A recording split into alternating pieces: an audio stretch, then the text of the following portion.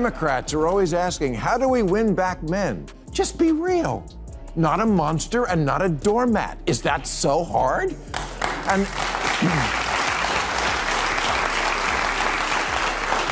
And as far as the last 10,000 years thing, well, who invented the wheel and figured out fire? I don't know, no one knows. Totally could have been a woman. And women throughout history undoubtedly would have contributed more if men had taken them more seriously, like those African-American math whizzes at NASA who helped put a man on the moon. But can't the pendulum ever land in the middle in this country? Can't we have something in between a complete who dares not open his mouth for fear of mansplaining and owning a tiger? It seems the clash between Mars and Hollywood is still heating up. This time, the spotlight's on a comedy that pokes fun at men, a go-to theme in Tinseltown. These days, it feels like classic masculinity is fading fast, whether you're watching a movie, a TV show, or even a commercial. But Ma isn't letting that slide. In a recent episode of his show, he playfully, yet sharply called out Hollywood's top figures for twisting what it means to be a man. Buckle up, this one's going to sting. Today, we just celebrated the last one that takes place in a culture where dads have become such punching bags. Literally the last demographic group that TV, ads, and movies can still depict as clueless, useless basically just another child that mom has to look after. Every sitcom is, tonight on ABC, Larry burns down the house. And the tagline in the commercial for every household product is basically, because your husband is a moron. Moving in together. It's a big step. A test. A test that Jeff failed miserably. We've all seen those frustrating TV commercials that tug at emotions for all the wrong reasons. Fathers are almost always portrayed as bumbling, clueless, and helpless characters, the kind of guy who can't even change a light bulb without the kids teasing him or mom sighing in exasperation. It's not only disrespectful to men, but also undermines the very idea of parenting.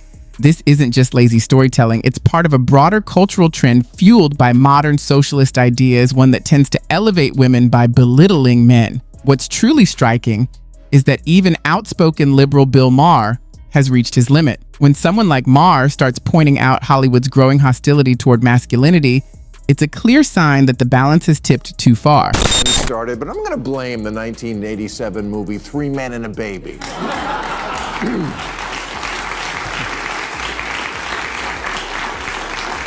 The premise of which is that 3 grown men can't manage to keep a baby alive. The same year gave us Married with Children, with its idiot shoe salesman of a father, followed by an endless parade of eye-roll, short-bus dads, Homer Simpson, Family Guy, Modern Family, Malcolm in the Middle, Everybody Loves Raymond, Home Improvement, according to Jim. And it's not just the old-school broadcast TV sitcoms. It's everywhere. It's highbrow streaming stuff, it's major motion pictures, it's minor motion pictures. It's in everything.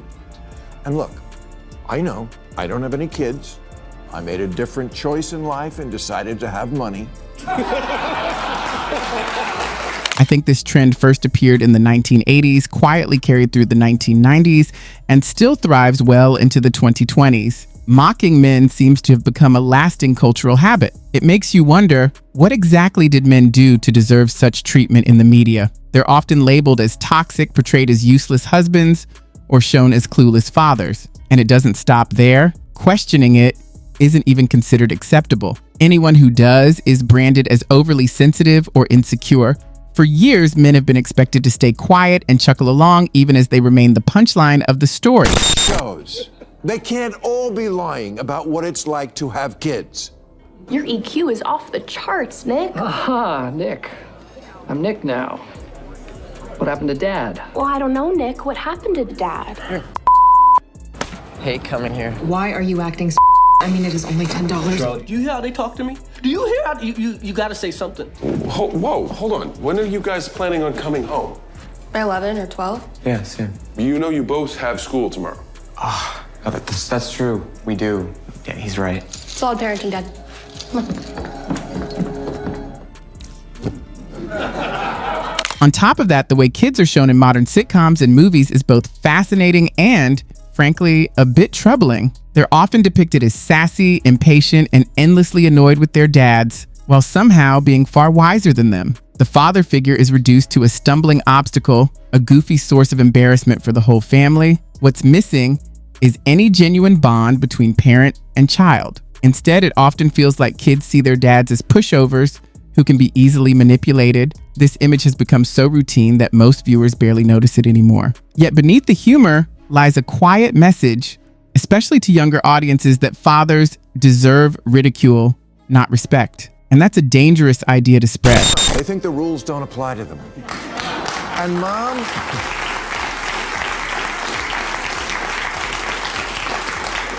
Mom is always the smart one, the good one. He's just lucky to be in her orbit. And I get it that this is a correction to centuries of women being deemed the weakest. But how long does the correction last? And when will men stop making me throw up in my mouth with the way they pander so nakedly?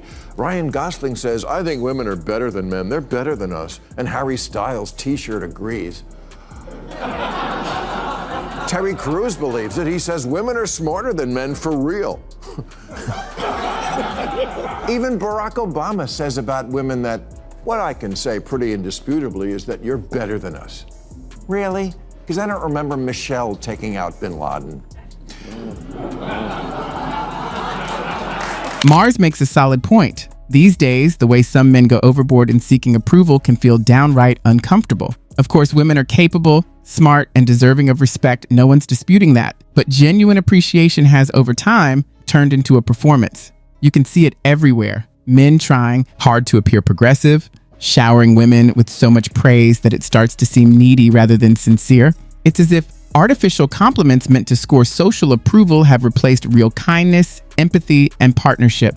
The irony is that this exaggerated admiration often comes across as patronizing rather than empowering. Mars hits the nail on the head. When respect loses its honesty, it stops being respect at all. It becomes another form of pretense disguised as virtue. Carol's quick human history recap. Men, we've been running the show since what, 10,000 BC? Something like that?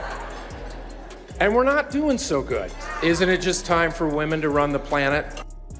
Yes, a sentiment Leonard Cohen concurs with, saying, I wish the women would hurry up and take over. Well, you know what? Many of them have. And it wasn't that different. Queen Mary burned 300 people at the stake just for being Protestant. Cleopatra, Catherine the Great, Golda Meir, Indira Gandhi, none of them were any less violent or hard than men. Hillary voted for the Iraq War. Marie Antoinette let them eat cake. That's completely true. Anyone trusted with leadership will make mistakes. It's part of being human, not a matter of gender. Leadership naturally involves tough decisions, high pressure, and the constant risk of failure, especially when governing a country. Assuming that women would automatically be better leaders simply because they're women is both naive and dangerous. Leadership should be based on skill and merit, not lineage or political symbolism. Placing someone in power just to meet diversity quotas or make a statement doesn't empower them. It sets them up for unnecessary backlash and scrutiny. Real equality means providing equal chances, not forced representation. In the end, great leadership depends on courage, wisdom, and vision, not on whether someone is male or female. Historically naive, this cringy pandering is why teenage boys flock to jerks like Andrew Tate. Now, if you don't know who he is, your teenage son does. He's an accused turned influencer whose videos get billions of views, where he says things like women should bear responsibility for being. Yes, he's a huge and your kid thinks he's cool, because that's the choice of role models that an American teenage boy has, either performative or the manosphere. Mom makes a fair and timely point. This constant effort to cater to women has, in many ways, left a generation of young men confused about what masculinity truly means. Today, many boys grow up without strong, grounded male figures to guide them, no one to teach lessons about integrity, discipline, or resilience. The few public figures they do see often seem more focused on seeking attention or admiration than on standing for genuine principles. Because of this, many young men turn to online personalities who promote distorted and often damaging versions of masculinity. It's a crisis of identity born from cultural imbalance. When society keeps sending the message that being a man is outdated or undesirable, young men will inevitably search for validation elsewhere, even from the loudest and least informed voices on the internet. Land in the middle in this country. Can't we have something in between a complete who dares not open his mouth for fear of mansplaining and owning a tiger? And then there's the whole issue of mansplaining. For anyone unfamiliar, the word originally referred to the patronizing way a man might explain something to a woman, assuming she doesn't understand. Even when she does, fair enough, nobody likes being talked down to. But over time, the meaning has been twisted. These days, mansplaining is sometimes thrown around anytime a man offers an explanation, correction, or opinion, even when he's being polite or is actually right. What started as a call to challenge arrogance has in some cases turned into a way to silence men whose views might be uncomfortable to hear. Many men now hesitate to speak up, worried they'll be labeled sexist for simply joining a discussion. That's not real equality. It's power disguised as suppression. Always asking, how do we win back men? Just be real. Not a monster and not a doormat. Is that so hard?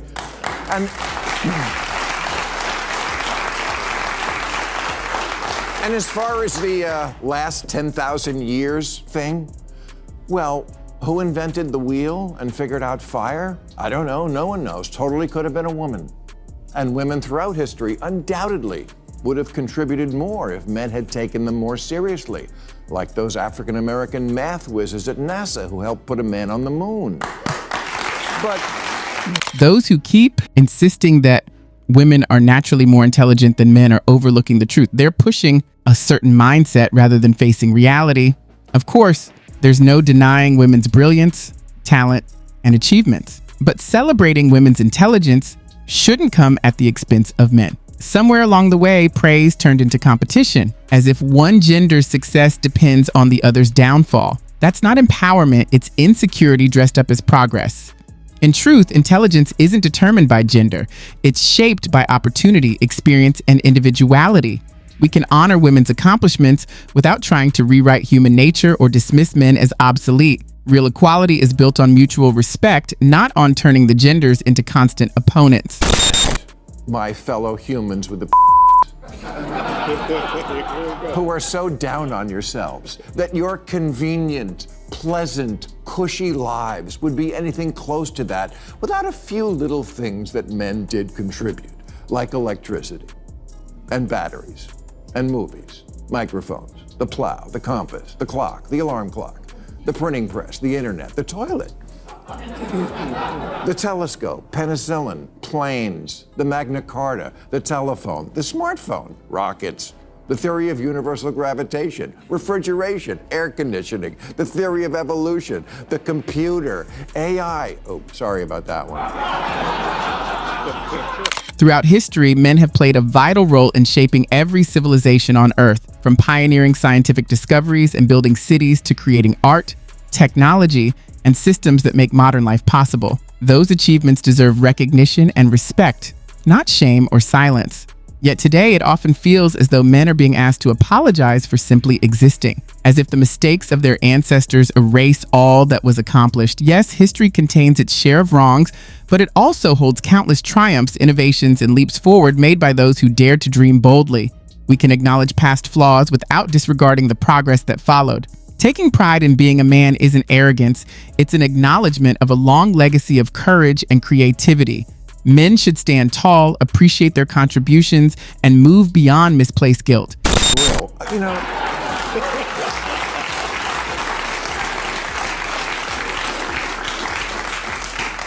men built the railroads and the roads, not to mention democracy and the Bill of Rights, and oh yeah, dying by the tens of millions to end slavery, defeat fascism, and face down communism.